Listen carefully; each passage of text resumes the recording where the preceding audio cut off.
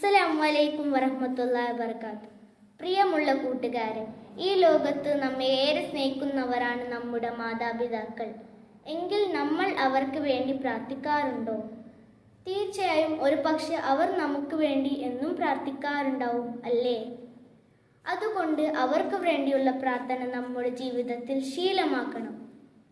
അത്രമേൽ നമുക്ക് വേണ്ടി പ്രയാസങ്ങളും ത്യാഗങ്ങളും സഹിച്ചവരാണ് അവർ.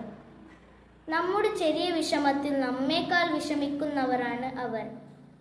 അതുകൊണ്ട് നമ്മുടെ മാതാപിതാക്കൾക്ക് നാം കൊടുക്കുന്ന വലിയൊരു സമ്മാനം തന്നെയാണ് അവർക്ക് വേണ്ടിയുള്ള പ്രാർത്ഥന.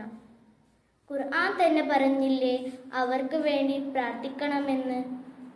റബ്ബിർഹംഹുമാ കമാ റബ്ബയാനി സ്വഗീറ. എൻ്റെ റബ്ബേ, അവർ രണ്ടുപേരും എൻ്റെ ചെറുപ്പത്തിൽ പോറ്റി വലുതാക്കിയ പോലെ അവർക്ക് രണ്ടുപേർക്കും നീ കരുണ നൽകണമേ.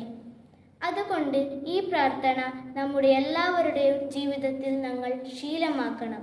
അള്ളാഹു അനുഗ്രഹിക്കട്ടെ. അസ്സലാമു അലൈക്കും.